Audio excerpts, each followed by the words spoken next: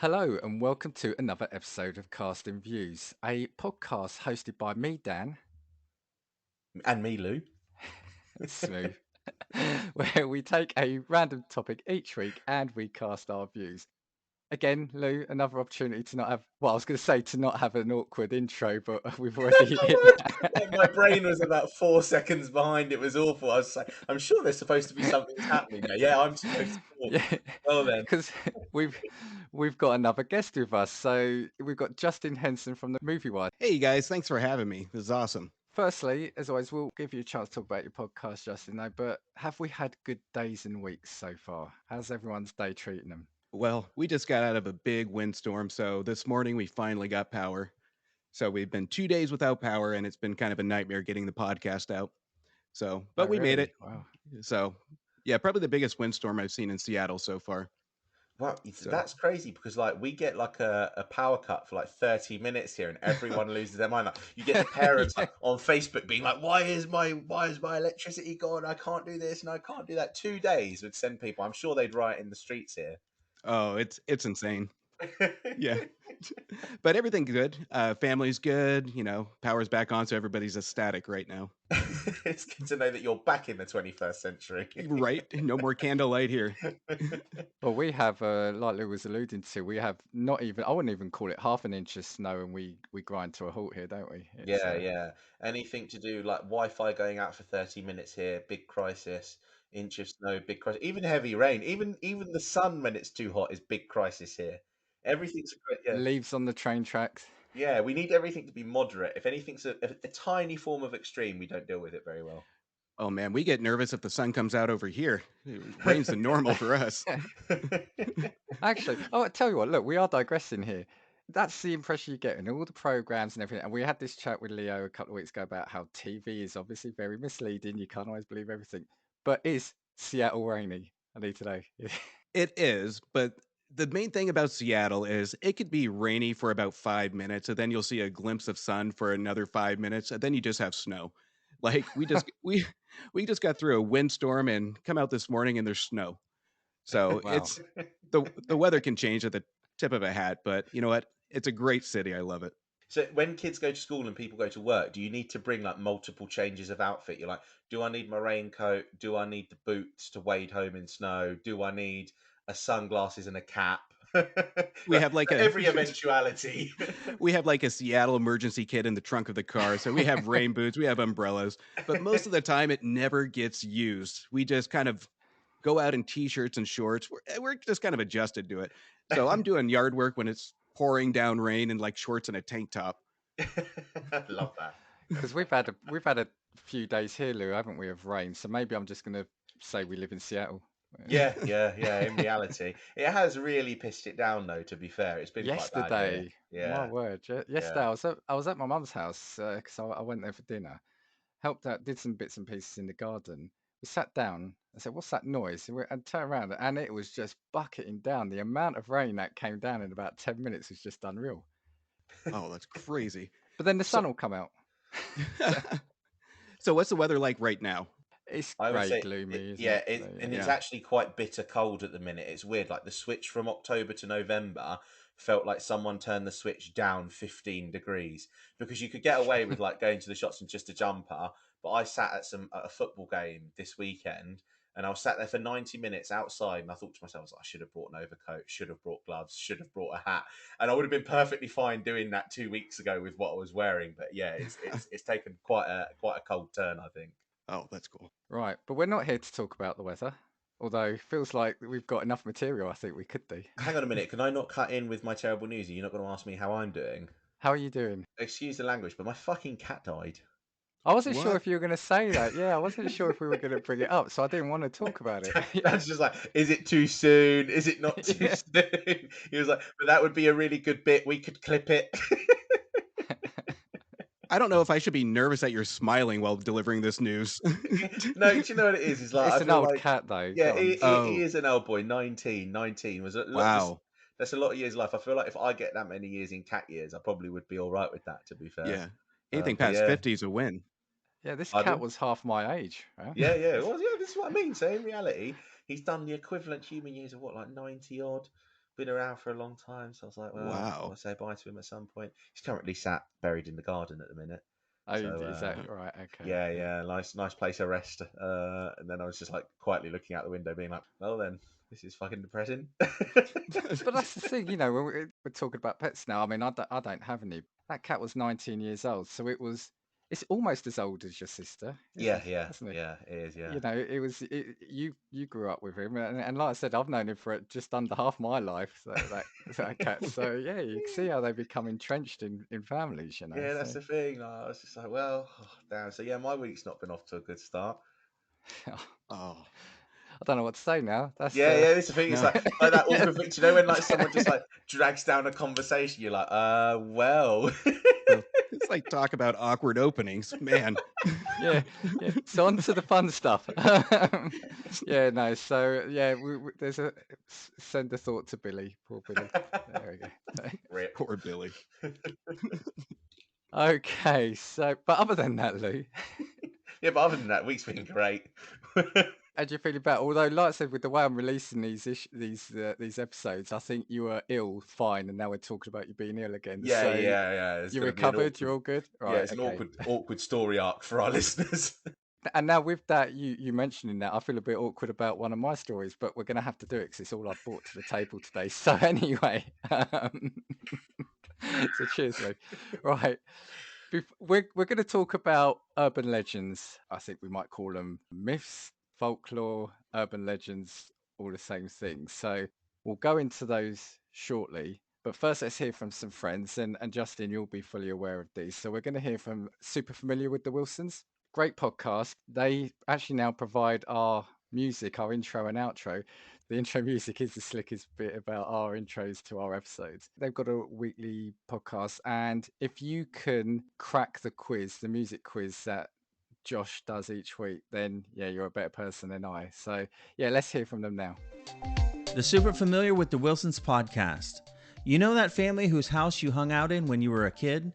The house was a little loud and chaotic, but always fun, and sometimes felt more home than home. Well, that's us. We're the Wilsons, and we welcome you into our podcast with silly chat, ridiculous games, and interviews with interesting people. Like a spin doctor. The Super Familiar with the Wilsons podcast. Welcome home. And we're back. Now, before we get right into it, Justin, do you want to tell us about your podcast?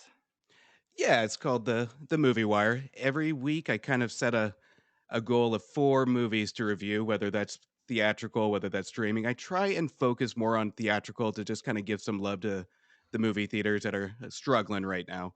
And if people are going to spend some money to go invest into some 2-hour entertainment, I kind of do a quick shot review where you can go listen to the review on the way to the movie, on the way back from the movie.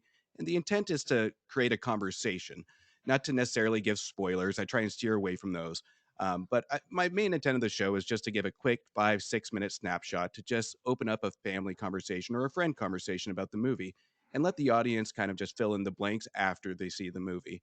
So it's a lot of fun, and it gives me an excuse to tell the wife that, you know what, I got to get out of the house and go see a movie. So it's been great, and it's a great show. Do you ever feel the pressure when you get like a whole glut of releases at once? Is there a big pressure to how do you do it? Do you either stick an extra film into your review, or do you have to try make a couple of episodes back to back?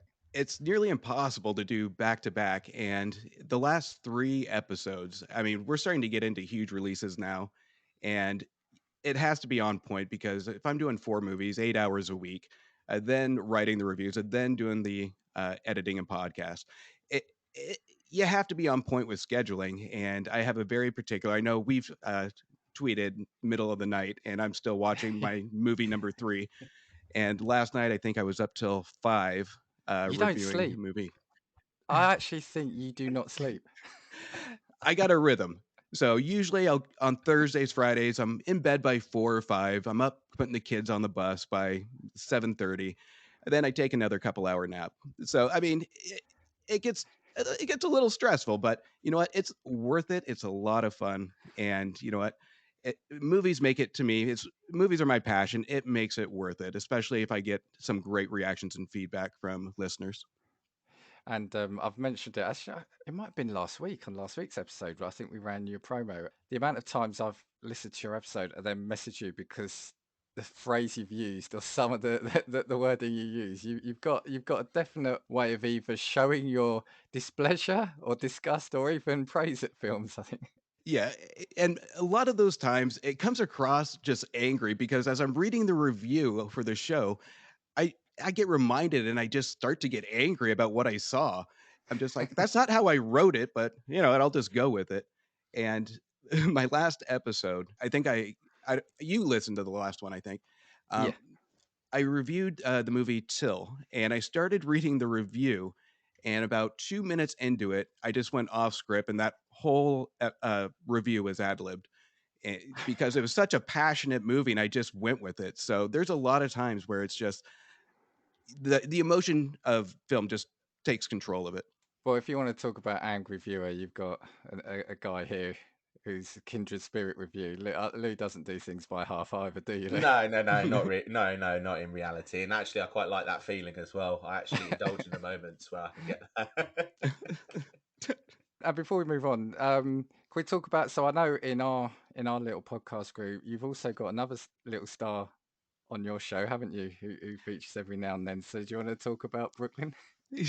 My daughter Brooklyn. So she asked me to be on one episode because she's usually in the back watching me record, and it caught her interest. So we had her on the show, and she did outstanding.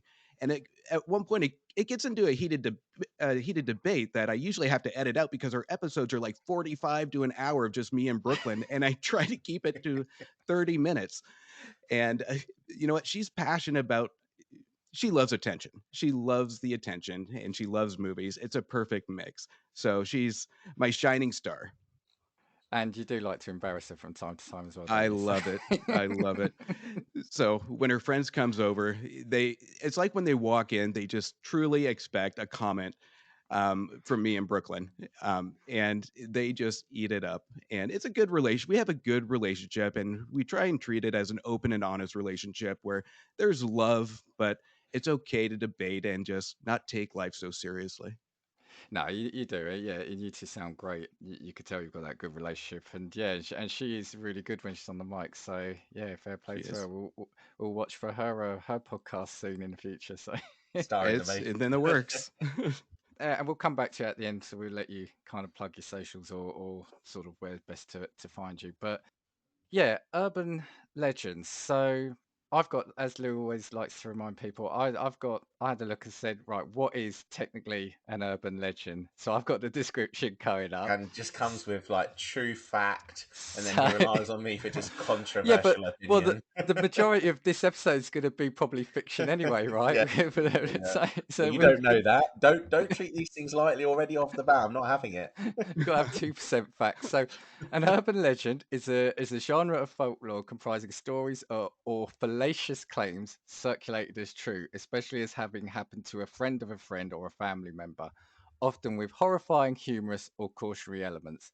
These legends can be entertaining, but often concern mysterious peril or troubling events such as disappearances and strange objects or entities.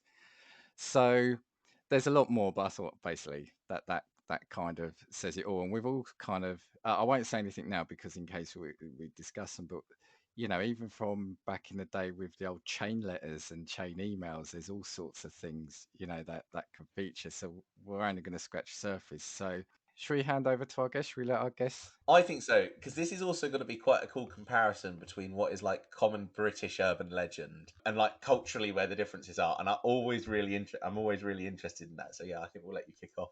Go for Oh, it, Justin. outstanding. Well, I have to address the first urban legend of if I don't bring a drink to your guys' show, Lou's gonna just appear in the back of me and kick my ass. Is that is that accurate? You know what? Over in Washington, I mean, we have, of course, the most notorious, which would be Bigfoot, Sasquatch, Yeti, whatever you want to call it. And this one I grew up with, and we have probably about 100 different parks surrounding Bigfoot. You can't go to the woods and not see a Bigfoot statue somewhere. But growing up, we have a summer home in the woods, and I remember this. my grandparents usually telling us a story of Bigfoot. And it's mainly a scare tactic, so we didn't wander into the woods by ourselves. But me and my cousins used to just go anyway with our water pistols and try and hunt Bigfoot. And usually, when we come home for the day, that was totally regrettable because once the nighttime comes, you're under your blanket wondering if you pissed off Bigfoot or not. So, but as kids, I think Sasquatch is a huge, cool story because it really spikes the imagination of going out in the woods and having that adventure. I think it's more of a adventure story more than just kind of a scary horror story. And to me, it's one of my favorite urban legends to go out into any woods in the Pacific Northwest, and the first thing that comes into your mind is Bigfoot. I was going to say, because there have been programs and that sort of thing that have been broadcast here on like our like American channels is what I'll call them, Mm. where people have like legitimately had programs where they're like, we're going to hunt Bigfoot, and they've got like the grainy footage from like Yep. 2 miles away of like some shadow walking through trees. And so would you say that in terms of being an urban legend, would you say that there is amongst maybe a small portion of population a genuine belief in Bigfoot that goes along with that? Yeah, and I would say there's a big belief in Bigfoot. Whether or not I believe in it, you know what? No, I don't. But you know what? There's a lot of explanation. And while I was going down this rabbit hole of urban legends, there are so many stories of mountain men with just this long hair, loincloth, and all this that wander woods.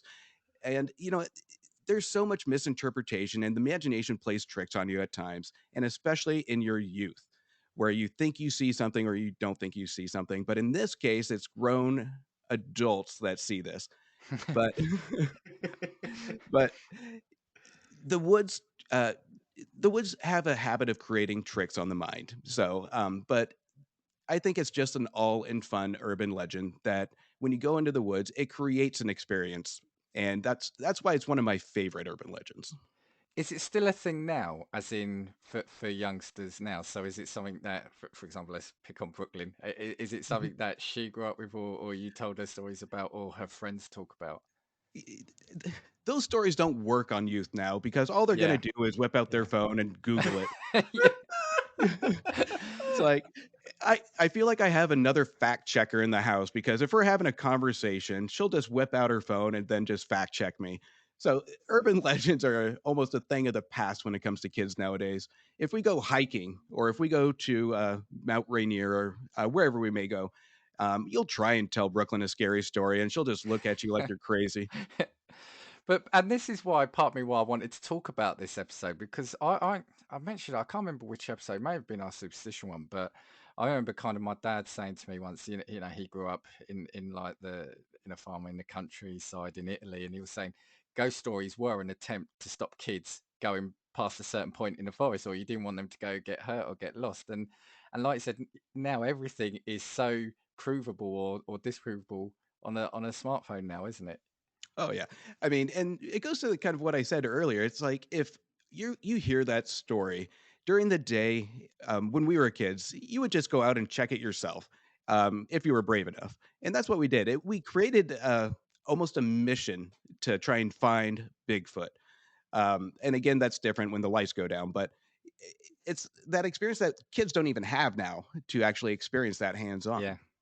Did you ever think you'd found him, or was there anything like a false lead or a lead you thought you'd saw?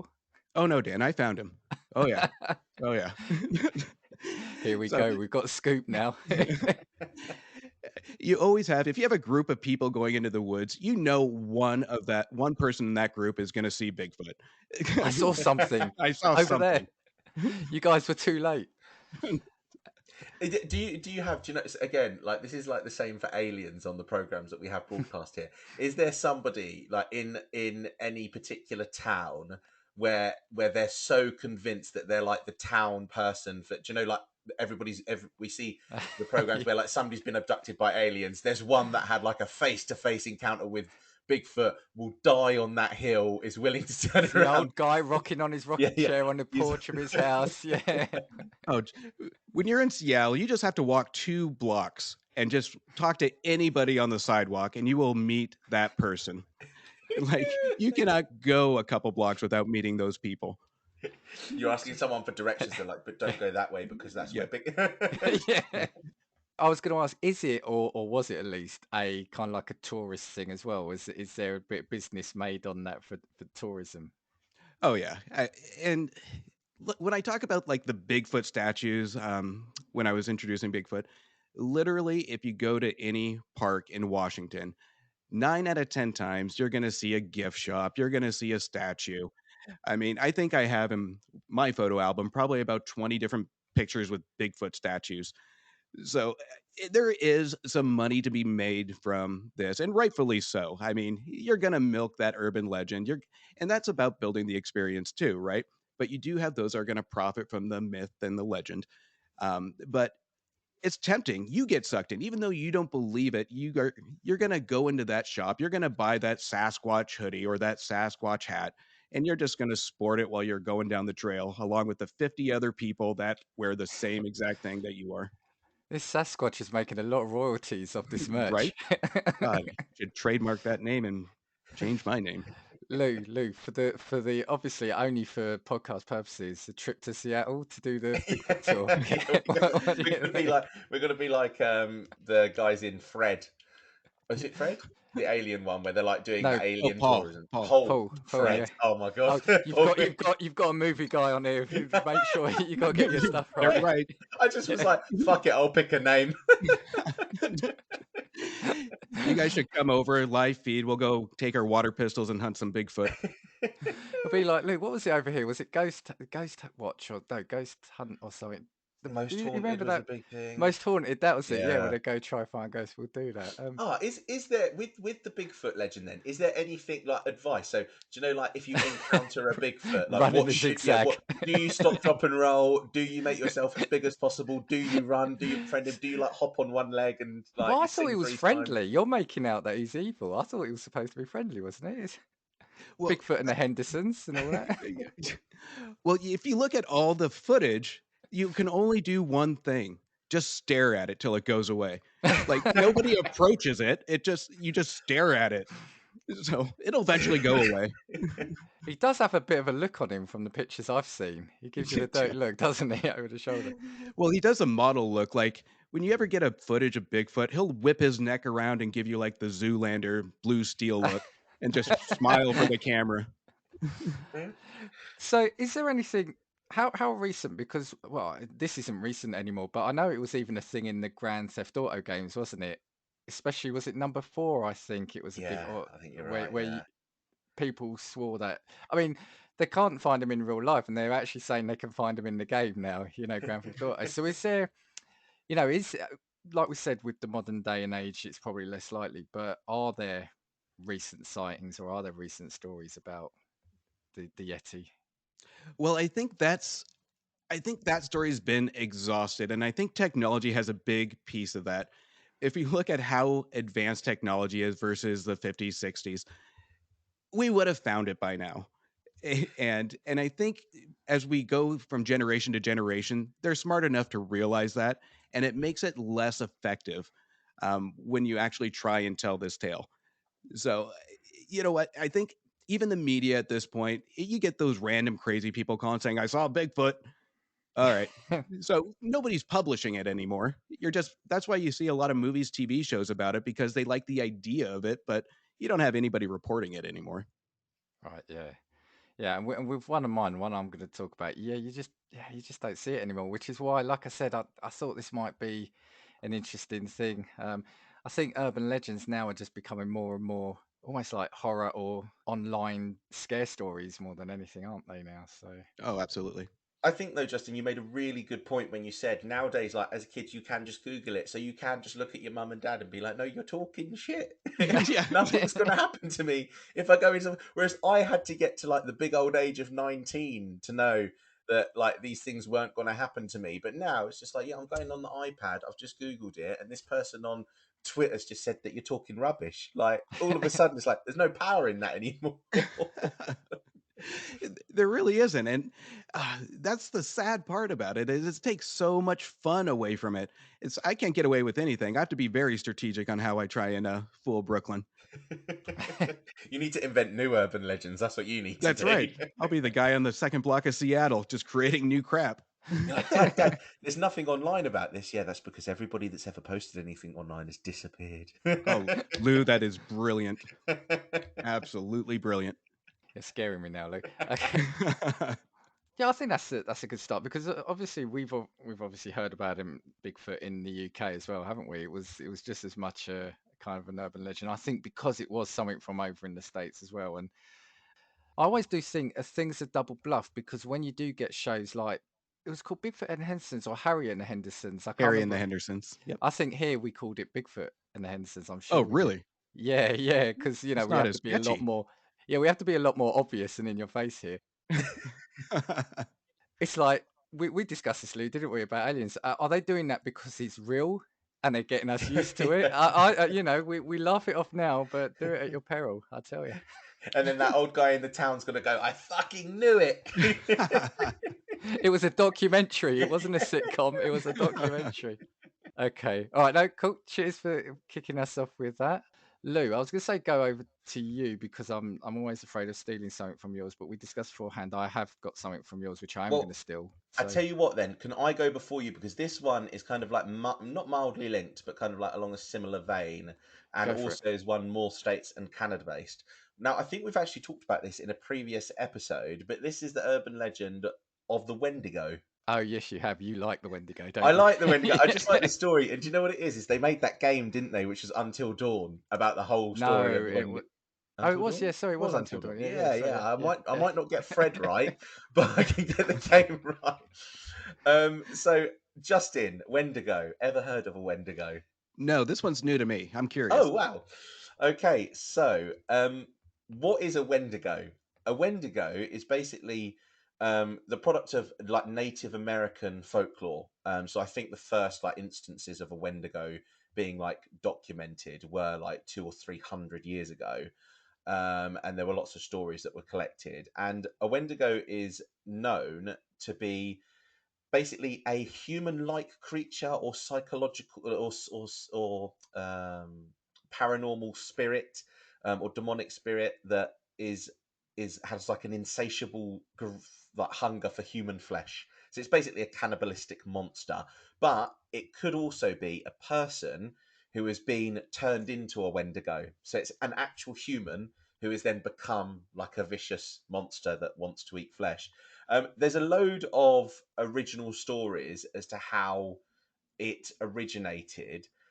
So one of them was about a traveller who became so like weary and tired that he resorted to cannibalism, and as a result of the cannibalism, then became consumed by like this spirit, which then turned him into the very first Wendigo. But it became You see, such a that's just a huge. story by parents to stop their kids turning into Yeah. cannibals. That's all that is. Yeah. Don't eat your classmates. Yeah. So although it can exist in like a physical form, it's mainly in spirit now. And so it was such a heavily believed urban legend that many Native American communities actually blamed disappearances of people on the Wendigo. There's loads of original stories as well about how like people had been consumed by the spirit. So there's like a psychological condition called Wendigo psychosis, and that's where like the spirit of the Wendigo consumes you. And there are stories dating back to the early 20th century of people who actually did cannibalize other humans, but with no apparent need for it.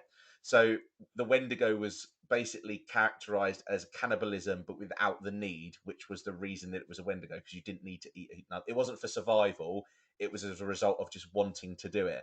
But yeah, not so much anymore, but was always kind of linked to the Bigfoot one because it was kind of the same place in the States in terms of where they were spotted.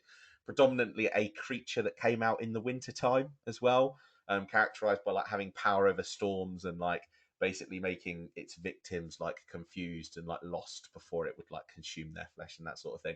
But really, really interesting stories that kind of came along with it. And I think as well, horrifically fucking scary. Imagine hearing that as a kid. It is, Like yeah. that Yeah. anybody can be consumed by this spirit, and that's the reason that this person went missing, when in reality they probably just got caught in a really bad storm, or this person went missing. Because obviously this is hundreds and hundreds of years ago now, where you're talking about like urban legends, not like you having this story passed down. We don't have the ability to look at it and say, oh, that can't be real, and people go missing. You just have to believe that that's what's happened, if that makes sense. Yeah, it's always been one that I've been interested in, but I just don't think maybe as much anymore. A known thing. I think it was probably Until Dawn, the game, that actually brought the principle of the Wendigo I about was going again. to throw this at you. Did you know about the Wendigos beforehand? Because as far as I'm aware, I remember it is in a horror film. Now, I'm not going to be able to tell you which horror film it was, but I remember them talking about it in a horror film and in a couple of games, and it was purely, yeah, from games that I learned about it. See, we actually learnt about Wendigo psychosis in our psychology classes Oh, at okay. school. Oh. So we knew about them initially, and like had seen, like, you know, like you see drawings of them, because even the drawings of them are actually terrifying. And so then from that, then it became like more of a thing in like popular culture because of like the game, like adaptation and that sort of thing. But it kind of looks like a it depends on what depiction it is, because some of it looked like a humanoid kind of deer, but one that looks horrifically malnourished. And then other versions are just like, is it the vampires from Salem's Lot, but just with Oh, blood all yeah. over their mouths? That's kind of what it looks like as well in other depictions. But yeah, really, really creepy. And again, a lot of like urban legends that actually had proper impact on people, to the point where, okay, we actually identified a person as cannibalizing their family, as having Wendigo psychosis, as opposed to them being just utterly nuts. Like, we turned around and said, no, the Wendigo and the spirit of the Wendigo has come over this person. But yeah, very, very creepy. Justin, what's your take on the Wendigo there? That is absolutely terrifying. But I think it reaches to your point. It goes on one of the most feared human fears, which would be cannibalism. And I think that's the whole premise of it. Now, that one I can't picture aging well, especially because nobody wants to go out in the winter now. And if that's the time it comes out, everybody's Yeah. inside playing until dawn or having a drink. That one's interesting to me. And that one I'm surprised I haven't seen, especially with such a great topic that would be for like a horror icon. Yeah. Yeah. I guess as well, when you look at, again, the fact that it's associated with winter, it has come about then for a particular, yeah, it has come about for a particular reason then, hasn't it? It's like, okay, winter's when we have storms. We don't want people going out in storms. We need to keep them in. How do we say it? Well, Giant the clocks go cannibalism monster. back, it gets Yeah. dark early. We don't want Very our true. kids out. But especially at the turn of like the, like, not the 20th century or whenever it was, when people needed, again, when urban legends almost had a bit more power to them. What's more scary than a cannibalistic monster that looks like a deer ripping you to pieces and your family to pieces to stop you from going out when you shouldn't be going out? Yeah, one of my biggest fears is being attacked by a malnourished deer, and it haunts my dreams almost once a week. But you see, what I was going to say about this is what I like about ones like this is when you start throwing the paranormal into it, it's almost how do you prove or disprove it? Because you can say that a malnourished deer isn't going to really be after you, but it's a paranormal. How do you know? It's almost like it throws a little bit more legitimacy to it, to take it from like a, oh, that's just bullshit, to do I want to risk that? The Bigfoot is just a 7 foot bloke in an outfit And running a through the Chewbacca forest. Yeah, costume, yeah. yeah. But that deer, yeah, no, that's going to eat you. Yeah. Well, it's just the mere image of it that's terrifying. If I was a kid and I got that story told to me, absolutely, I'm not leaving my house even during the summer. Yeah. God. And we're touching on this again, right? Aren't we? When I was a kid, at my school, you could go for camping for a week, etc. And it was sitting around the campfire, and you were trying to scare each other with ghost stories or scary stories. And again, we see that in films now, and it's like, what was it about that as a kid you want to be terrified, or you want to hear those stories? And yeah, like I said, I just don't know if it's just a thing that's disappeared now, because you could prove they're not, or well, you could prove or not disprove that these things are real. I mean, as a kid, I loved to be scared during the day. It's the nighttime that I had a problem with. Yeah. I'm like, oh, watching Chucky or Friday the 13th during the day. I'm like, that is really cool. Night falls. I remember this was years ago at work on the business park I worked at. I was going for a walk with my manager, and out of this hedge, a fox comes out, and I'm thinking you don't often see them during the day, so it's probably malnourished. So you see where I'm going now. But I was thinking at the time I was going through all the horror films and thinking, right, have we seen a fox in a horror film? Should I be worried about this or not? Is it walking in front of me? And it's funny you start relaying everything to horror films. I'm still here to tell the tale, so yeah. All turned out good. Yeah, I'm not going to say go up and play with a random fox you'll see, because just in case, we're not saying that, but yeah. Man, I gotta go find a fox and pet a bear. Thanks, Dan. Got that advice from you. Yeah, and I just want to say, if you do take any advice from Casting Views, well, it's all on your head. Yeah. Okay, cool. I'm going to throw, or was there anything else about the Wendigo? Any other questions? No, although I did have, so one of the tribes that the Wendigo was commonly like part of, like the urban legend culture type thing, was the now forgive me if I butcher this pronunciation, the Ojibwe tribe, and they're southern Canada and the northern Midwestern United States. And there was a teacher from this tribe of people, and they only died in 2015, but they gave this description of the Wendigo. And again, bearing in mind that this would have been a description that was given, at a point at which we had access to the internet, but it's still horrifically terrifying. So the Wendigo was gaunt to the point of emaciation.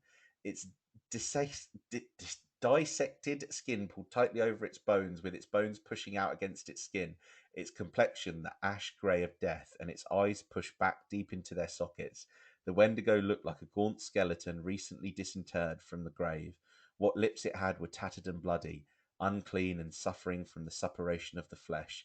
The Wendigo gave off a strange and eerie odour of decay and decomposition, of death and corruption. Like that. Well, If you're a kid and you're hearing that, well, I'm Justin shitting doesn't myself. sleep anyway, so Yeah, I'm good. No, you're saying that. Yeah, I thought it was very much a Canadian thing, actually. Yeah, It is more predominantly, but it's like that period just over the border where, like, the Yeah. tribes originally would have had, like, the land that kind of went through that kind of like midsection of the United States and Canada. I'm sorry, I'm terrible with American geography. So am I. Forgive me. How far's Seattle from Canada? Oh, you're not that far, are you? So Oh no, we're about hour and a half up north. So well done, Lou. Yeah. No, I'll stay here. I'm good. I'm going to send Justin a picture of the map, and it's going to be Seattle perfectly covered. Justin's next podcast is going to be, hi, and this is coming from Miami, Florida. Right. Well, I'm not going to say necessarily lighten things up a bit, but I'm going for something a little less scary and terrifying than that. I'm going to go for the Loch Ness Monster. So, Justin, I'm sure, have you heard of it over? It's another one of my favorites, so I'm glad you're talking about it. Lou, I know you, so I kind of stole this. Well, we shared the same feature. We did have the same idea, yeah. To be fair, I only quickly added this on as an afterthought today because I realised I only had one, and so I thought, no, I really should bring, as the host, I should bring more than one to the party. So you might be able to fill in. But yeah, basically, the Loch Ness Monster is a monster that's said to inhabit Loch Ness in Scotland. The reason why I like this is because it's got an affectionate name. So Lou's giving you your blood-tattered demonic deer that's going to eat you. This one is called Nessie, right, which I really like. It's often described as a large, long-necked creature with one or more humps protruding from the water. Now, what is interesting about this one is the amount of time that this monster has supposedly been sighted. So I think I saw today that the first sighting was actually in the year 565. Yeah. So this is an enduring one, and do you know what I mean? So the fact that Nessie has evaded people for this long is quite impressive. Now, I could go into all the listings, I'm not, but the main one that brought Nessie to light was in 1933. So we're still now talking almost 100 years ago now. That was an article that was published in the Inverness Courier about a large beast or whale-like fish. It was the article by Alex Campbell, who was a part-time journalist, discussed the sighting by Aldi McKay of an enormous creature with the body of a whale rolling in the water in the loch while she and her husband John were driving down the road. The word monster was reportedly applied for the first time in this article. So we then, carry on, carry on, carry on. Two of the things though I did want to pull out though was in 2014 it was reported that a satellite image on Apple Maps showed what appeared to be a large creature just below the surface of Loch Ness. At the loch's far north, the image appeared about 30 meters, so 98 feet long. Now, this is what I always love about things like this. So bear in mind, people are saying that they think they've seen the 100-foot long monster in the water. Explanations were it was possibly the wake of a boat, which I always find funny because how do you mistake the wake of a boat with a monster? Saying the boat itself had been lost in the image stitching or low contrast, ripples caused by seal or floating wood. Now, what I love about stuff like this is if you take the first one, like the wake of a boat, I love that because you've then got like the conspiracy element of saying, well, the boat, there's no boat, but then you say, well, it got lost in the stitching of the images. Like how convenient that the boat was in that part of the map. Down to it was a piece of wood, uh, which always cracks me up. And in 2015, Google commemorated the 81st anniversary of the surgeon's photograph with a Google Doodle and added a new feature to Street View with which users can explore the loch above and below the water. There have been 10 searches over the years. There was a film, wasn't there, with Ted Danson about Nessie. So Nessie has hit the big screen. So again, anything Bigfoot can do, Nessie can do the same. But there are still recent sightings. For me, Loch Ness was something I was fascinated and obsessed with as a kid because it was, like you said, it felt plausible as a kid that because the lochs are so deep. People saying they couldn't really dredge the bottom, and you can't see these. They're so wide, so deep, and the idea of potentially a monster or a creature living in Scotland, which even for us is like 8 or 9 hours away. It felt like it was something that could happen, and it was a mystery. But I'd not heard anything for absolute years, but apparently I think there are 6 sightings, or there have been 6 sightings this year. Oh wow. Oh. Yeah. So, because this article I've seen said it seems Nessie is back after a Scottish mum and daughter shared a photo of a mysterious black lump they say appeared before them as they walked on the banks of Loch Ness. The sighting has now been recorded as the 6th official sighting of the monster in 2022. And this was on 11th of October, sorry, so only a few weeks ago. Now, before we go into talking about it, it's been explained as we said, bird wakes, it's potentially been eels, potentially an elephant. What? It was in 1979. California biologist Dennis Power and geographer Donald Johnson claimed that the surgeon's photograph was the top of the head, extended trunk, and flared nostrils of a swimming elephant, photographed elsewhere and claimed to be from Loch Ness. And we'll come back to that shortly. And it's been described as shark or catfish. Now, I think the photo they always talk about when you see it, it does look almost like what's it? Is it Diplodocus or Diplodocus, however you say it? Yeah, The yeah, head normally looks Yeah. like that, and then you've got like the 3 humps in the water, haven't you? So yeah, that's the yeah. classic Nessie shape. So yeah, Loch Ness. What do you say about Loch Ness? What do we think? What I find funny about that is the word I think. I think I saw this 100-foot monster in the water. How do you Yeah, yeah, miss yeah. a 60 to 100-foot thing in the water? To me, this one is terrifying. Out of all the urban legends, take away the decaying deer. This one, I have a fear of jumping into water. I have a fear of anything I can't see, and water is a huge point for me. And this one kind of hits hard for me. When it comes to even when I swim in a lake, that's the first thing that pops into my head is, am I going to have this size of a whale prehistoric creature going to pop its head and eat me kind of deal? Even though I'm not a firm believer in it, it's still the idea that terrifies me. And you've hit the nail on the head there, that water, if you've ever kind of been out in the ocean or snorkeling, you really realize how insignificant you are to that massive water. Now, we've watched, here we go, you'll probably be able to tell me, there's a film that's supposedly based on a true story about a couple that got left behind from a snorkeling trip. And then it featured them, and then apparently they got then eaten by sharks. That's what they Oh, surmise it. I can't remember what the film was called. But my partner's seen that, and now that's ruined when we ever go snorkeling or anything for her because that's all she's got in her head. So where I'm going with this story now is that absolutely, if you've ever been in that position, you realise how vast the ocean is, and why can't there be things hidden in the water? Yeah, I can't swim. I don't like water. If I was supposed to be able to swim, I would have been born with webbed feet and gills, and that's my stance. So, do you know what it is as well? Is like there were previous explanations that like Loch Ness monster was actually like some sort of prehistoric dinosaur that was then trapped in the loch when water levels dropped, and so as a result remained there. And then that's kind of where like a reasonable, I say reasonable explanation for this like headed snake beast elephant looking thing that lives in Scotland. But yeah, for me, the whole water folklore stuff is immediately creepy to me because we already know that we don't know what's in the oceans. We can't go a certain depth. And it's a little bit like what you said about insignificance. So to me, it's more likely that Loch Ness is a legitimate thing than probably any other urban legend I've heard because plausibly, we don't know if there are gigantic dinosaur monster things living 20,000 feet below the ocean, and one of them did get trapped. I think that of all of them, this is probably the most legitimate to me. Yeah, I would agree. And you talk about the ocean too. That if it were to be any prehistoric creature were to be anywhere, to me it would be in the ocean. And I do not visit the ocean being on the coast. I stay completely away from it.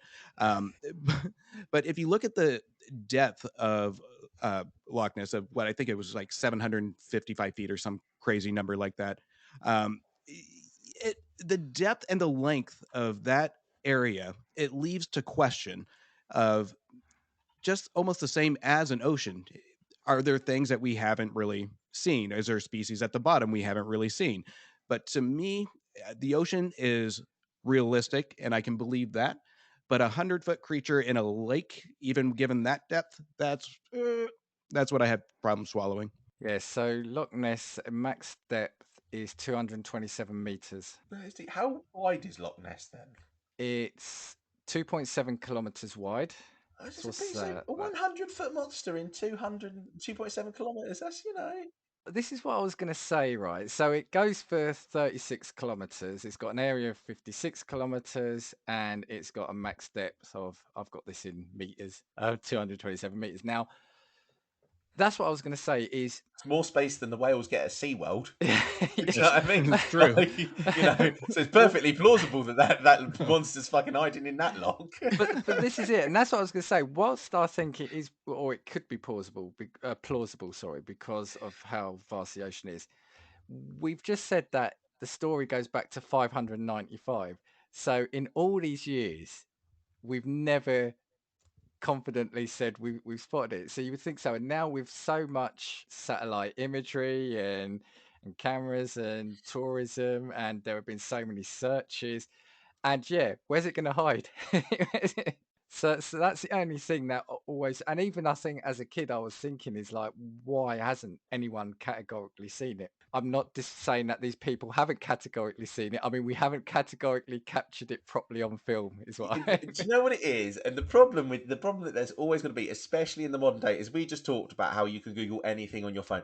Now there is not a public event, a public place, a bit of scenery that you can go to where people do not have phones in their hands. Now imagine you're going to visit Loch Ness. I would have my camera out videoing 24/7 4K Ultra HD with sound just in case I caught something. There is no way we've not seen something unless like the Loch Ness monster has just evolved to avoid people. Well, you bring a good point there because I looked into Loch Ness before the show too, and there was a many expeditions on this, but one gave an example of a 3 to 5 week where they observed the lake, and that was back I think in the 70s. Now we have hundreds to probably thousands of people each day with phones that at some point we should have seen something. Yeah, I agree. Absolutely. Well, you're not giving Nessie credit to hide. She's just a champion hide and seeker. That's Yeah. gotta take some pointers. Well, can I just reference the first official sighting of the Loch Ness monster then, from the one from 565 that you said? Yeah. So apparently it appeared in The Life of St. Columba, which I imagine was a book written by Adamnan. again, an author or someone, again, at the time. And so they said that a water beast attacked a man and mauled him and dragged him underwater, despite their attempts to rescue him by boat. Columba sent a follower to swim across the river. The beast approached him, but Columba made the sign of the cross and said, "Go no further. Do not touch the man. Go back at once." And the creature stopped as if it had been pulled back with ropes and fled. Columba's man and the Picts gave thanks for what they perceived as a miracle. So Loch Ness is actually Christian. So that's what I think it is. I think it's just not seen a priest in that long. It's stayed hidden because no man has come to give it permission to leave the lake since. Well, what I was going to say, I just wanted to go back to you, Lewis, something, and then just our sorry too was, you said about how hasn't anybody seen this with all the cameras and that. Do you not remember? Maybe you're too young, but do you not remember that Kit Kat advert from TV years ago over here? So the chocolate bar Kit Kat. There was an advert. Okay, it's an advert, but there was this guy. It was he was a photographer, and he had a camera pointed at. It was called a panda enclosure, but he wasn't seeing anything. So he stops, turns around to have a Kit Kat, and the panda comes out on roller skates. It was a guy in the suit who comes out roller skate and then goes in when he's finishing. How do we know Nessie isn't just having a laugh with us all these years?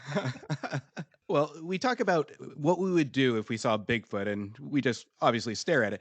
Now with Loch Ness, I have to review after you release this episode on how to get rid of Loch Ness by just blessing it, apparently. So this is, I got to get a script going. You got to get a transcript of that and just put it on the web. I bet you it would be popular. You can make a buck off of that. Oh dear, I'm actually just seeing the time. Where's the time going? We're going to go and do a casting views trip to Loch Ness, and I'm going to bring holy water, a Bible, and see if we can. This sounds like the Exorcist, the reboot of the Exorcist. This sounds like. I think people will think I'm crazy if I just sat by the lock and go, "Come no further."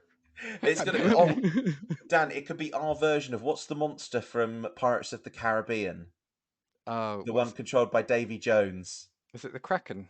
The Kraken. It's going to be our British version of the Kraken. It's going to be like the Loch Ness monster. It's going to be like a little salmon or something, isn't it? It's gonna, yeah. The Loch Ness monster. We can summon it, and then whenever it hears our outro, it gets summoned. Yeah, well, you can have your Wendigos, you can have your Bigfoots. I present Nessie, right?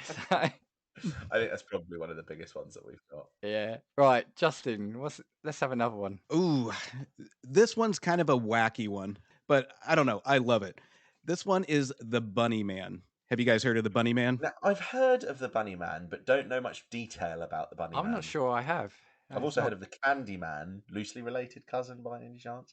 Distant cousin, I would imagine. It's not Donnie Darko related, is it? It's like a hybrid of both. Like, so now this one, you can imagine the most terrifying image other than that damn deer of just a guy in a bunny suit that just wields axes. So this one goes back to 1904, where a bus crashed transferring patients to an asylum in Virginia over here. The patients escaped, and they found all of them but one, where they found a litter of dead bunnies on the road. And we had reports of this guy in a bunny suit just having an axe and graffitiing buildings and just threatening people with axes, throwing axes.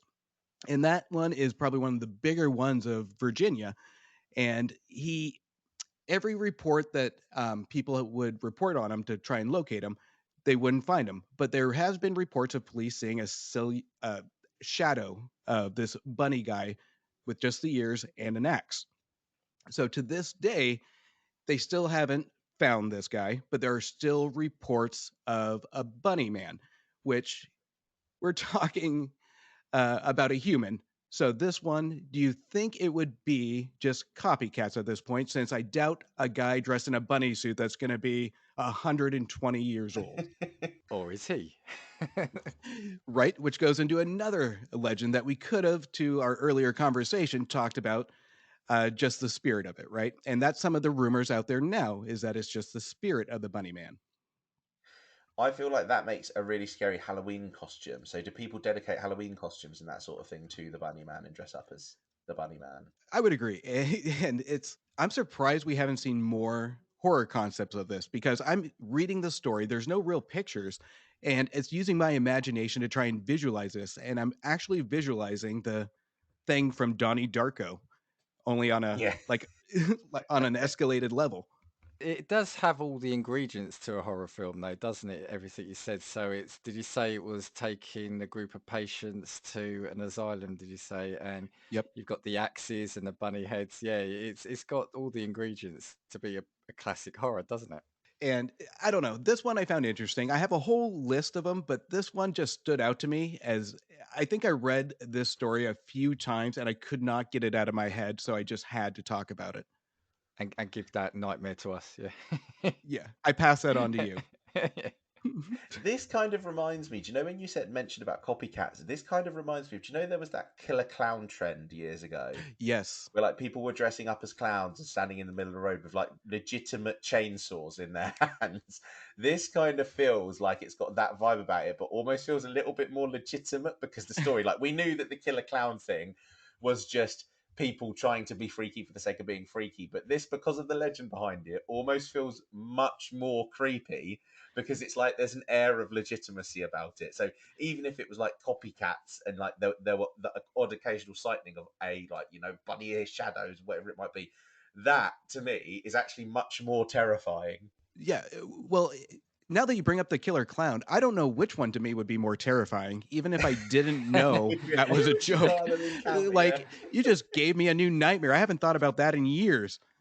Well, I don't think we had stories of them here, but I don't ever think anyone ever actually saw them. I think they were just stories being reported. Someone said they saw killer clowns, you know. Obviously not thinking they really are killer clowns, but yeah, I believe that it probably did happen in the States, but I think over here it just then became like a proper urban legend, right? I don't think anyone actually saw them. They were just being reported in the media as having been seen.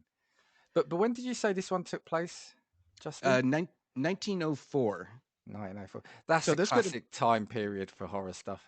well, this could have been like the clown thing here, but in 1904. It could have been like 50 people dressing up in rabbit suits just going down to the dirt roads and wielding axes.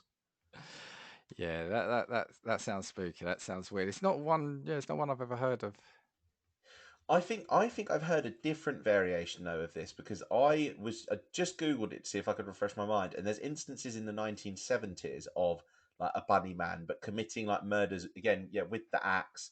And then again, it talks about like individual sightings. So it says in the weeks following particular incidents, there were 54 reported sightings of the bunny man from independent sources. Independent. All independent from independent from each other, or people wanting some airtime. Do you see what you said earlier about the youngsters getting straight onto Google and checking things out? Right. Unbelievable. You ruined it, Lou. That is very creepy. Although, if you did have to pick, would you rather have Killer Clown or Killer Bunny? I'm going bunny. I feel if both had the intent of killing me, I'd rather be killed by the clown because I would probably walk up to a bunny because I think it's cuter. So my chance of survival on a clown, I'd go the other way. Well, that's what I'm thinking though. If you've got to be taken out by either one of them, surely a rabbit is a cuter way to go. Oh yeah, and also just imagine the last noise you're ever going to hear is like, like how insufferable would that be? Whilst you're being murdered with an axe by a clown, and that's the last noise in the hour. Like, you know what? Or you're trying to claw at him, and then you grab his like You grab the his tissue. nose. No, you grab the tissue in his pocket. You just keep pulling it out. It just keeps on coming. Oh my god! Someone so needs to do a sketch on this. We can so do a sketch. Yeah, you clutch at him, and there's a flower in his chest that just squirts water in your face that knocks you out or something. You're punching him in the head, but hitting him in the nose, and you just hit. Amazing. Do you remember what we said at the start about taking factual advice from us? Yeah. Well, yeah, maybe we write like a brief document and it's like the Bunny Man survival guide. Do you know you get like those warning posters that people put out being like, in the event of flood, do this. Surely you just got to bring a big oversized bunch of carrots with you and you can just throw them. Just throw You toilet just paper rolls at him. Yeah, wave the carrot in its face and throw it away from you. I'm sorry, my Mr. God. Mr. Bunnyman, we're taking this seriously. Sorry. Okay, right. The thing is, as well, it's not even funny. I'm actually gonna have a fucking night terror now. I'm talking shit, but when we get off this podcast, I'm putting Kevin Hart straight on to have a laugh, and I'm sleeping with my lights on. Just watch out for any unicycles in the town around Yeah, you. I'm gonna hear like that clown car noise like through my window in the distance. Like, Just nah, a I'm not. bicycle bell. I ain't Cha-ching. sleeping. Yeah. It's like you know that scene in Friends, if you ever watch it, where Joey works out that Chandler and Monica are seeing each other. He's hearing the clues. It's like, look, we're watching the news, and it's like, oh, a unicycle shop has opened up in the town just at the same time as the circus is in town. Yeah. Right, Lou, what have you got next on your list? Okay, so I've got more kind of like a tale as opposed to like a physical thing. I guess you would say it's more supernatural. This was something that was quite common at school, and I think in the States you would have had a different equivalent. So we had Bloody Mary. Don't know if you heard of like the Bloody Mary, where you're in a mirror calling out her name, and then a spirit comes and murders you. Apparently, I think in the States you have the Candyman. Candyman. Yeah, or we Yeah, might have had the yeah. Candyman as well. I don't know which, but that's kind of like the variations, I guess. Bloody Mary was really common at school. So there was like people who would like go into the toilets when you were younger and be like, "We're going to switch the lights off and do it 3 times in the mirror," and then like people would just like try and jump scare each other, basically. But it became like a legitimate thing to the point of like I remember when I was young being like, can't go to the toilet at night because I'm going to look in the mirror. And what if like I just got tempted to say it? Like what would happen to me? My parents would find me and I'd be murdered. Did you ever not say it twice? And then like, Yeah, and be yeah, like, nah, I'm, no, I'm not doing it third time. I'm bitching out. There is actually like proper origin story for this though. So originally, the ritual encouraged young women to walk up a flight of stairs backwards, holding a candle and a hand mirror in a darkened house.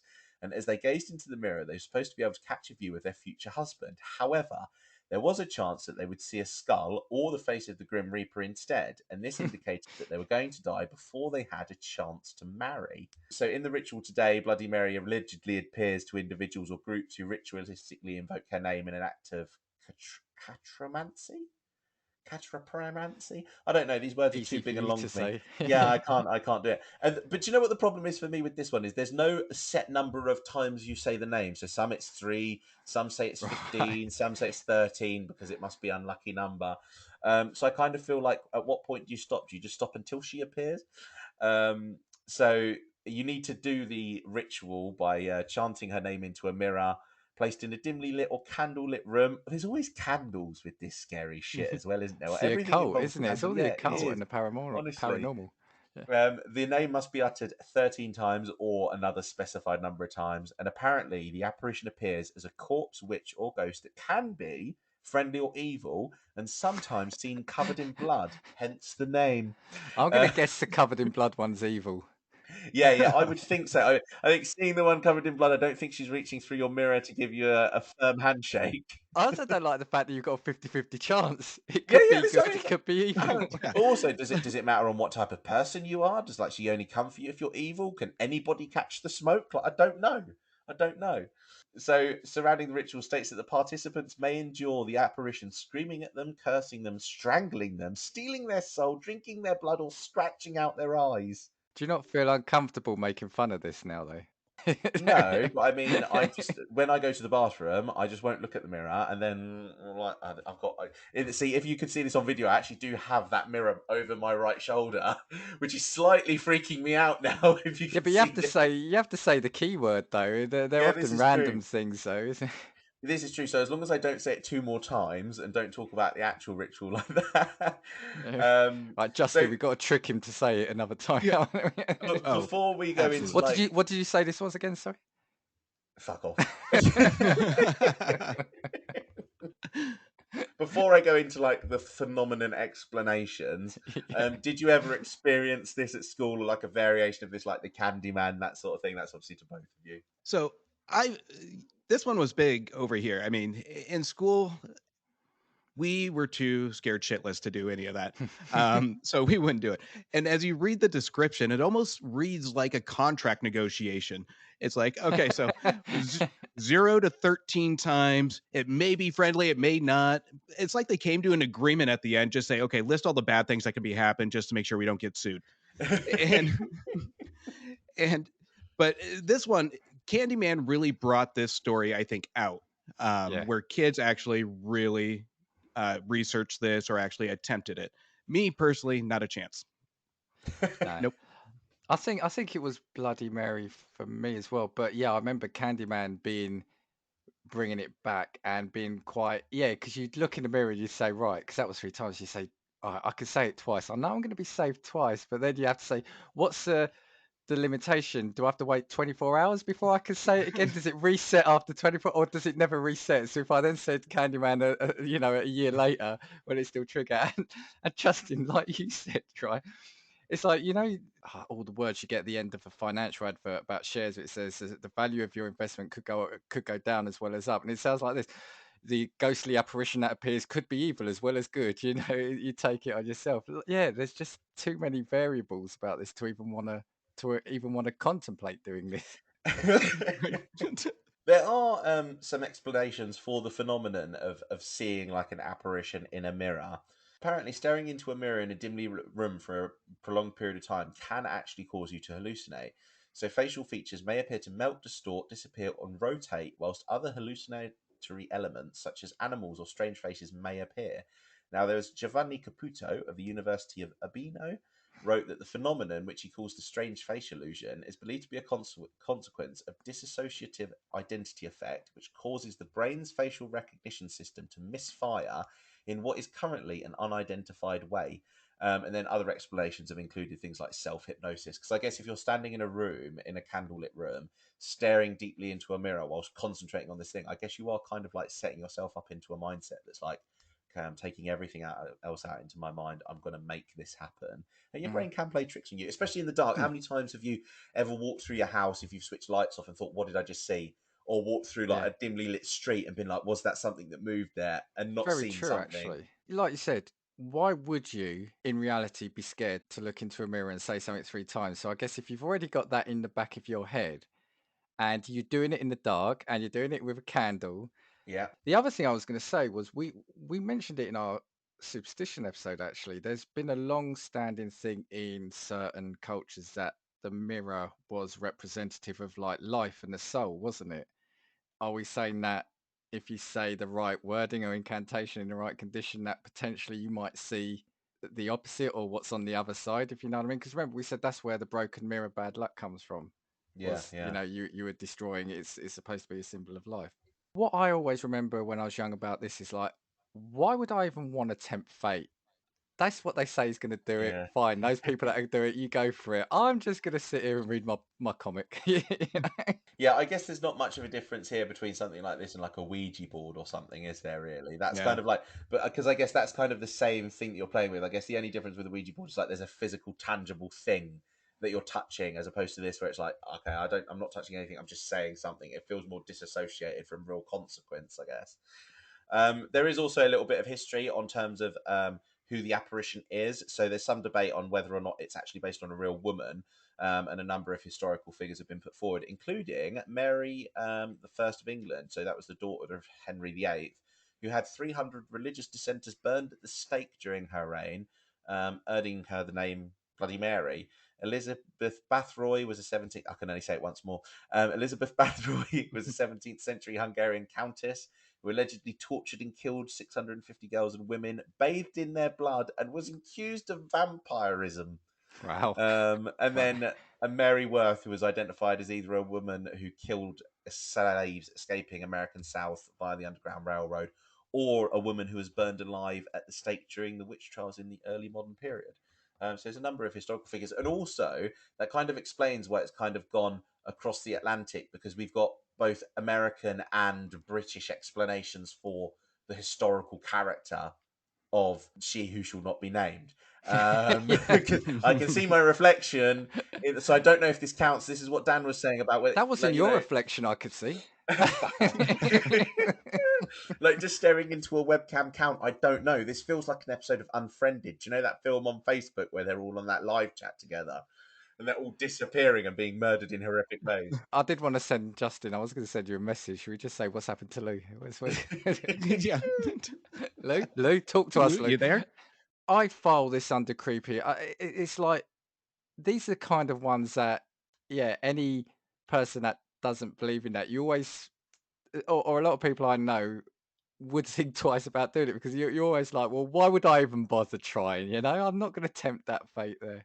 That's the thing, and I feel like again, this is one of those ones that kind of like carries out into adulthood because as an adult, you can just get away with being like, "Oh, that's bloody stupid," but we all know that you just wouldn't do it because you're too too concerned that there might be a If consequence. anyone listening has done this, get in touch with us and let us know how it turned out for you. I'd be the one pressuring other people to do it just to see if it works. I'll be in the back watching. Oh, sorry, you just reminded me though, Louis, something you said there with vampirism. I remember for me when I was a kid, vampires were a huge deal. I was worried that Dracula was going to come after me. It wasn't Bloody Mary or whatever, but yeah, vampires I thought were these real. You know, you think they're these real things. So they were all the rage. They were more the rage then, I think, than they are in films now. And again, that was another weird thing. It's like, what makes you believe in that? Vampires were scary to me as a kid up until you saw everybody dressing like them in high school. And then it just kind of, eh. I don't know when this episode is, but Lou's got a hot take on that people that dress like that, didn't you, in our last episode? So Oh my god, yeah, yeah. yeah, of course, yeah. Another one I remember sort of as a kid growing up, and to some extent you still do get it now. We have had a history of big cats prowling the countryside here, apparently, Yeah, that's actually very true. Yeah. right? And I'll kind of go into it, but I will throw this into the camp of Loch Ness and Nessie. If we've still not found out after 100 years, our island isn't the biggest island. So, you know, I know the countryside is the countryside, but if there were these big cats prowling, again, how we haven't seen them or caught them as such always has eluded me. Basically, since the 1960s, there have been many alleged sightings of big cats across Britain. A 15-month survey conducted in 2003 to 2004, 2003 to 2004. I can't say, I've got to get my teeth in. By the British Big Cat Society gave the following regional breakdown. So remember, a 15-month survey, '03 to '04, 2,052 sightings of big cats, right? Wow, it's a lot. Yeah, and that was so the biggest region being the southwest of 21%. Since 1903, a number of exotic cats, all of which are thought to have escaped from captivity, have been killed or captured. So that's where the story comes from. Is supposedly people have either what's the word? They've imported these wild cats and have let them go because they don't want to get caught, or they've grown too big for them. A couple of the more popular ones. There was one called the Beast of Bodmin Moor, and there was what's the other one? The other one I've got it here. Oh, Beast of Exmoor. Now, I did have a look at a list of all of them, and again, as with any good urban legend or scary story, it's all about the wording. So here are the alleged cat sightings, right? And spot the theme: the Beast of Bodmin Moor, the Beast of Exmoor, the Beast of Buchan, the Beast of Cumbria, the whole Hellcat, the Berry Beast, the Wildcat of Wakefield. So it's all adding that little bit of drama around it. Do you know what I mean? Lou, there's a couple supposedly near us. So you've got the Okay. Bedfordshire Big Cat and the Beast of Silso, which is kind of between you and me-ish. But I like this. So that was described as a cat as big as a Labrador. So it might be a Labrador. It might, and look, I won't go into it because there's a lot. But ultimately, there are so many sightings, and if you see them, some of them just look like a picture of a cat zoomed up, though. So it's just bigger. Or there's been reports of like body parts, not body part, like animal, like a dog leg being found. But ultimately, we have foxes and things roaming the countryside as well that might do desperate things in desperate sort of times.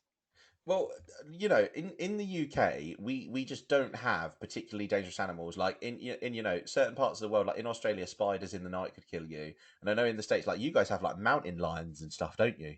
Oh, yeah.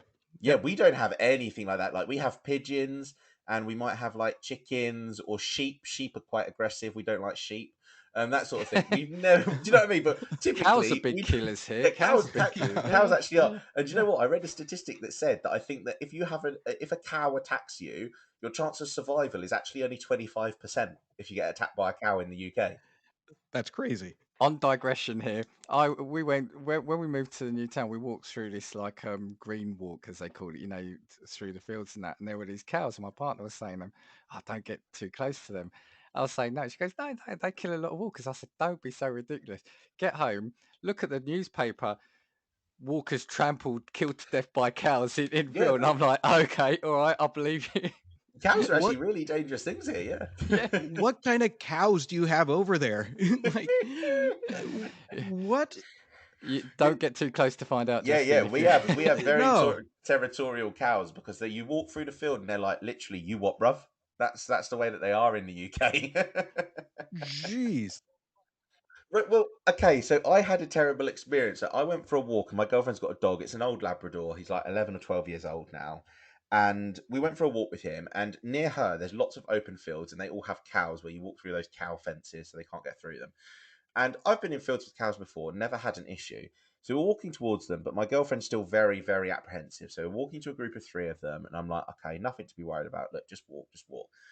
We walked towards it, and two of them absolutely fine. And obviously, they were actually really big things, to be fair.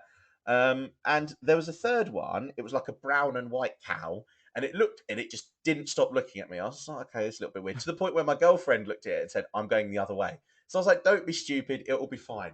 Got towards this cow, and then as I started walking past it, it did that thing with its hoof. Do you know where like bulls do it? They do that. Like they dig the dirt up. And then it started walking towards me and the dog much more quickly. And in that moment, I thought to myself, I was like, I cannot have it written on my gravestone that I was trampled by a cow. I was like, I cannot have this. I was like, I've eaten too much beef in my life to have the retribution brought back to me by the brother of what I've eaten. I was like, it's not happening. Here you go, Justin. About 22 people are killed by cows each year. And of those, what I like about it, says 75% were intentional. So, What? We okay. There's a ton of cows over here. Now I'm gonna be looking over my shoulder every time I go by a cow. I need a Lou's blessing. What do you say to Loch Ness again? I know, I don't We think got that works with cows. it has not been tested yet. Cows are just out for revenge, aren't they? Well, this is the thing. I just thought to myself, I was like, it's a big animal. Don't make sudden movements. Continue walking at the pace that I'm walking and just remain calm. And then there was another woman who was a dog walker walking towards me. She, when I got to her, put her dog on the lead and said, I have never seen a cow do that in this field. And I just thought to myself, I was like, was I really at risk then? Or was I just trying to be brave in front of my girlfriend? I thought my other half, I thought maybe she'd misunderstood the story or something. So I'm like looking at walking up to these cows. And then when we got home, I'm like, yeah, I'm not tempting that fate either again. But sorry, yeah, back on the story. I think there have been some pictures. I can't. What are they called? Are they called caracals or carousels? You know, they've got like they are slightly bigger Carousels. cat. I think they've been spotted here, and I can absolutely imagine with that, you know, the trend for people to want to bring in these pets and then let them go because they can't look after them. But to answer the original ones, where you know, like I'm growing up, where they're talking about panthers and lynxes, is how do they evade being caught or captured? I just can't. Yeah, You I know, and the agree. pictures are always grainy footage that were, you know, it's taken them about 200 miles away, and it's a cloudy day, and it's like, yeah, and they're convinced that that's a panther. I don't know. I don't know. Well, I've just read an article because again I'm doing more googling, and this is in Grimsby Live. Where is Grimsby? My British geography isn't particularly brilliant Grimsby, I either. thought, isn't that up north? North, isn't that near Manchester? I don't know. I could You be. might be offending a load of people by saying that, so we'll It's all right. stay I'll away edit from it. it out. I'll edit it out. Yeah. So here we go. So this Yeah, the no, I'm article. sorry. No, I'm completely wrong. Yeah. When I edit this, yeah. So Grimsby is actually on the east coast, kind of. Yeah, it is actually Like close to Norwichy Manchester. way. No, no, no, Oh, no. It's further up. So you've got right. Manchester here. Obviously, for the people at home, just imagine where I'm pointing. Manchester's here, Sheffield's here, and Grimsby's there.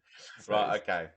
So I've seen this in the Grimsby Live, and this is jaguar spotted in northern Lincolnshire. Oh my god, I should have just read the article to you. It's northern Lincolnshire as big cat sightings rise. And then the people said, she said, the incident happened on Saturday, the May 21st, around 4 p.m. My friend and I were just confused really when we saw it in a nearby field, as it was much bigger than your average cat. We tried to use our phones to zoom in, but it was too blurry. It honestly had jaguar-like sizing though, and a similar tail too. This article was released on the 11th of June 2022.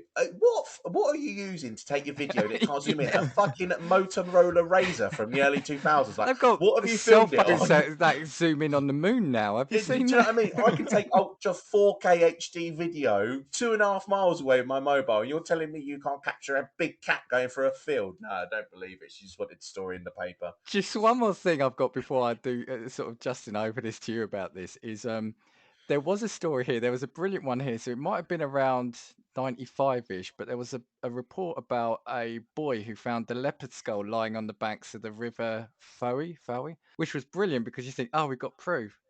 However, the Natural History Museum soon found the leopard skull to have been imported into this country as part of a leopard skin rug. So it's like, all I'm going to finish with is I remember again being fascinated because, again, as a kid, the idea that there were these big cats prowling the countryside. So I remember every car journey, I was always looking out the window just in case I saw that jaguar or that panther.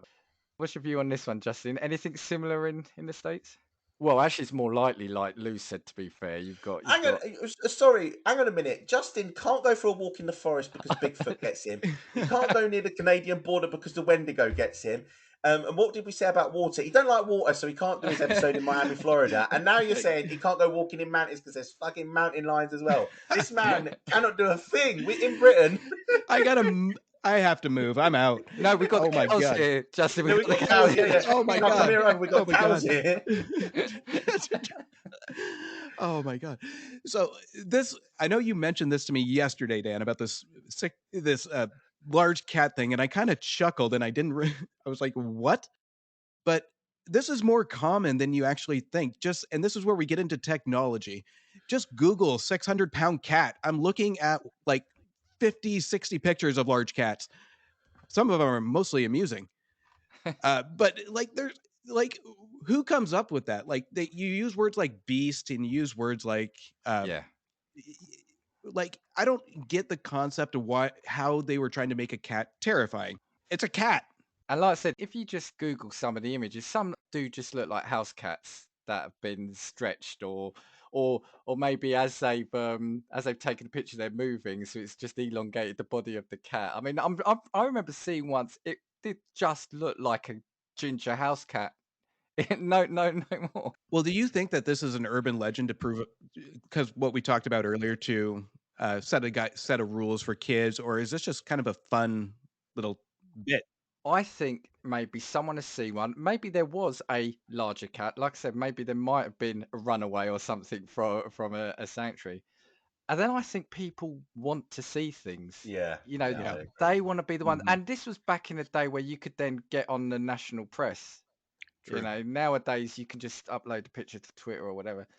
I think there's a longing for people to want to spot something like this and say they've got the evidence, they've got that definitive shot of a cat that's as big as a Labrador, which they're not that big either, really. Labradors, that's the thing.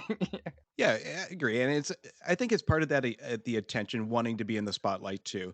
And you take something as safe as a cat to kind of be something just mild to be in that spotlight, just enough to kind of give you that attention. But it's a curious topic. It's a very Well, let me unique tell you urban how legend. many people are killed by cats each year in England. Stop. Now, this is what I was saying, obviously, Lou, earlier about with your bad news at the start. You've made me feel bad about talking about this one. But Well, you know what then? To lighten the mood, I've actually found something really funny because, again, using Google, which is my best friend, I just Googled the top 15 top wild animals in the States. Right. And Oh, you've no. got cougars, alligators, grizzly bears, bison, moose, coyotes, bobcats, and then I've done the same, but looked at Britain, and we've got badgers, fox, Dormouse. rabbits. Dormouse is actually one of them, and I'm just thinking, European hedgehog is another one. I'm like, we just don't have to deal with half. We don't even have the British hedgehog. Bobcats, though, they're funny ones, though, aren't they, Justin? Because they look quite cute, but aren't they quite nasty? So they can be. They can be, and when you look at cougars too, you picture something decently sized, but nothing. When you actually see them up close, they are monstrous. They are intimidating, and they are scary as hell. And going in majority of the woods that we spend a lot of the summers to, you have to be aware of that surrounding in this area because you do have a high possibility of seeing animals like that, especially bears over here. Is it common then for people to like go on walks and take like a form of protection in like the form of a firearm or something with them as a result of the risk of encountering a wild animal? Some do. I mean, me, I'm not a huge gun guy, just upfront and honest. I'm like, bring the bear spray, bring maybe a knife, or just, bring some sort of protection. Maybe I'll be there throwing Unbelievable. rocks at it. We bring like mosquito repellent maybe at most and some Yeah. sunscreen. Yeah, but that's the thing. Like Yeah. Basil Brush is really not worrying us. Like, I see a fox and I'm like, oh my god, that's a fox. Like, However, we do have to be careful here. If you're walking through the like long grass here, it's ticks. Ticks can be quite bad. If they can Mm. give you that Lyme disease, can't they? Or... oh yeah, Dan. Yeah. That's brilliant, Dan. Yeah, Justin's talking about seeing fucking mountain lions, and you're like, oh yeah, ticks. They're it. These Oh, things God, probably could kill you more because at least you can see a bear.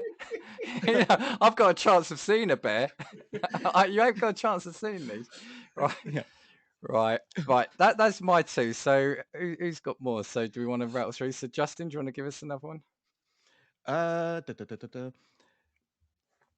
I don't know if we want to talk about the Richard Gere thing or just have a little fun with it. But... Lou, do you know the Richard Gere thing? The I story? don't know. Actually, you can do. I read about this last night. If you remind me, apparently it was supposedly started by Sylvester Stallone, wasn't it? That's what I read. That's the newest rumor. That rumor happened this year. So Dan, I think we need to talk about just to lighten the load of all this horrific thing. So, actually, I think this would actually give me more nightmares. Have you guys heard of the Richard Gere urban legend? No, I have, definitely, haven't yeah. personally. Okay. This one was pretty big in the States where, without going into full graphic detail, but he was accused of sexually pleasing himself with a gerbil in Lou, an just be careful, area. please, with what you say here, Lou. And Right. the tools used were that of what you would find around the house. But this escalated pretty heavily. I think it was in the 90s, if I remember correctly. I'm not too sure. But without internet being hugely popular, this one actually took the urban legends to a new level when it comes to celebrity status. When it comes to, it almost went from rumor to just become an actual urban legend. Now, Dan, you said you looked into it. What were your thoughts when you saw it?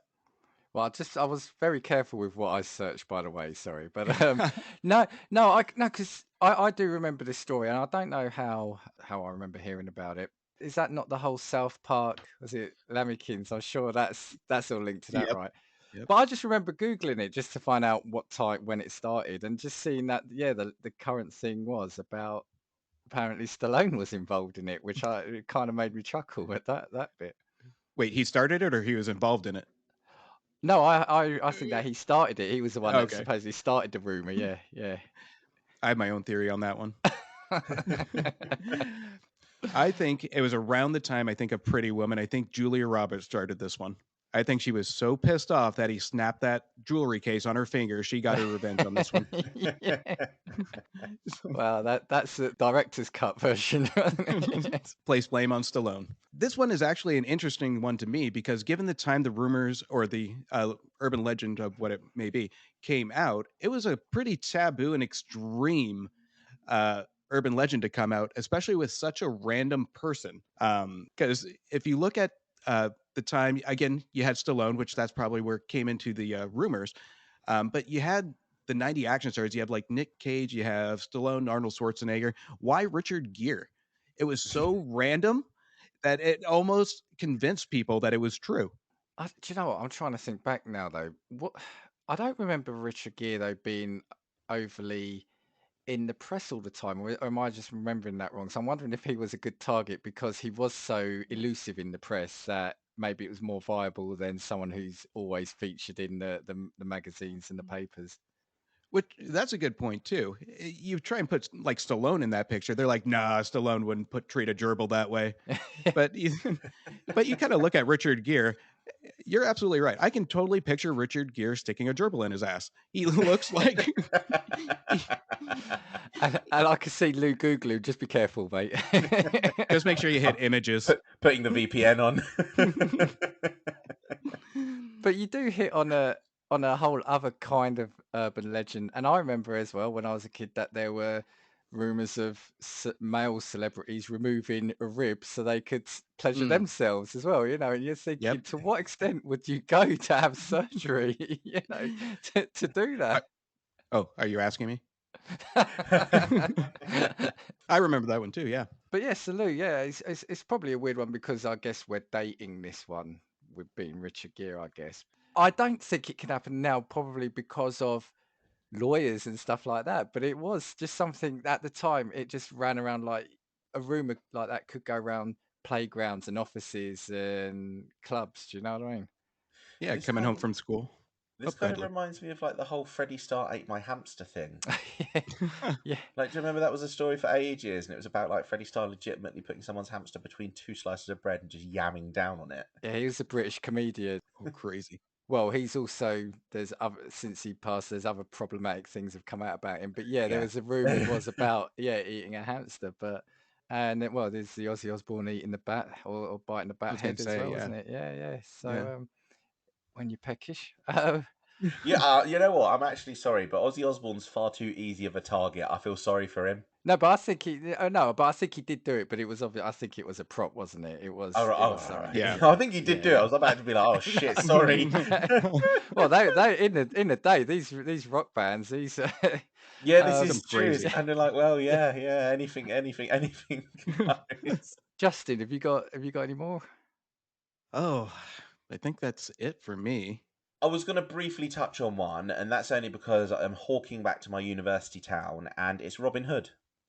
Oh, of course, yeah, yeah. Robin Hood, obviously, He was Justin. real. I I imagine, thought he was real. That's yeah, not. yeah. What? Justin, I imagine you've got a little bit of context on Robin Hood. Oh, yeah. Yeah, I obviously went to university in Nottingham, and there's a lot dedicated to Robin Hood in Nottingham. There's big statues of him, and people get tattoos, all of that sort of thing. There's a lot of cultural reference to him.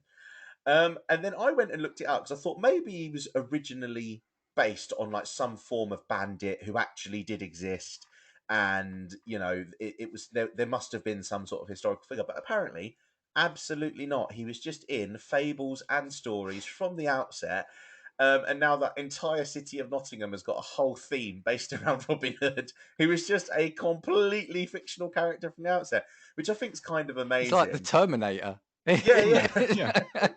yeah. It is brilliant. And I just think to myself, for a fictional character had to have that much weight, I just thought was absolutely brilliant. And, living in Nottingham for what was nearly, 4 or 5 years, I always thought that Robin Hood was just a character that was based on like a historical fact or something at some point. I didn't realize it was just completely urban legend, all in fables. Like earliest references to Robin Hood are like 1250, I think, which is some long time ago. And the fact that those kind of fables and stories were continuously told for what was a period of like 600 years, I think is absolutely mental. But yeah, Robin Hood robbing from the rich and giving to the poor apparently had an affinity for people who were poor or of humble status alongside women. Um, but yeah, very, very, very strange one. I feel like we could go on forever, but I'm conscious that Dan's Yeah, the like, time. we need to wrap up. We could have done a part two. Justin, any views on Robin Hood from your side of the Atlantic? Yeah, well, in a case that Robin Hood is almost a folk tale where it doesn't have to be to the extent of, you know, he made a career out of robbing from the rich or the poor. It could be a innocent kid, youth, adult that just had a piece of bread given to him, and then it's just one of those words of mouth that it's the symbolism of the icon of the action that made that tale. It had to originate from somewhere of this story. And even though Robin Hood is a fictional character, the action probably isn't. And I think that's a respectable way of looking at it when it comes to creating this story to teach a moral lesson. So I think that's a great one. That I'm glad you brought that one up. I think, Lou, that it can get away as almost believing it is because, obviously medieval history was huge in this country, and there are so many things based on real, programs based on medieval history that I think if you were brought up watching that, you could probably believe it was a character that, like you said, okay, a little bit Hollywoodified, if you know what I mean, sort of jazzed up a bit, but that there was a semblance of a real person there.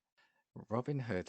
Okay, right, cool. So And the thing is, we've not even then touched on like the things that then did evolve when the internet came out. So there's all these stories, about my friend just got pulled over by this car who said they were a police. Do you know what I mean? All Yeah, these yeah. internet. Maybe there's Yeah. an episode there that maybe we can get you back on, Justin, for something like Oh, that. that would be a perfect tie-in sequel right there. Yeah, but yeah, there you go. So the second part of the trilogy will focus on that, as all good films have.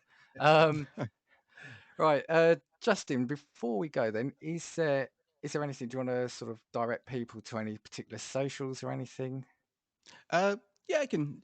So, if you guys want to check out the Movie Wire, again, it's available on all platforms: Apple Podcasts, Spotify. You can also follow me on Twitter and Instagram at Movie Wire Show. And we are coming into Oscar season, so the show is going to be fully loaded with a bunch of hopefully some great films. Yeah, definitely check out the show. It's a really interesting show, and you're really up the game with your socials, your artwork, and your little teaser clips. Lou, we've got to sort ourselves out. I did say in our last episode, I don't know if this is going out now before or afterwards, that we needed a soundboard, at least to start with. Yeah. Lou, anything from you before we go? No, nothing apart from the fact that my cat's still dead. Jesus.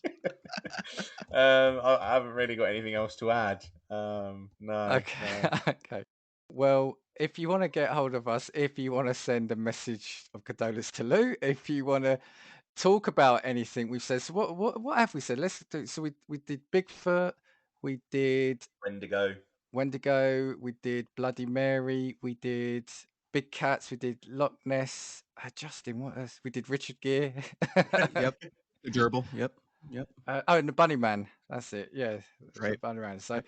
if you've heard of these or you've got any story of those, get in touch with us. We are castingviewspod@gmail.com or at castingviews on Twitter. And we know there's a lot of podcasts from which you can choose. So we thank you for listening to Casting Views. 2, 3, 4. If I want your opinion, I will give it to you.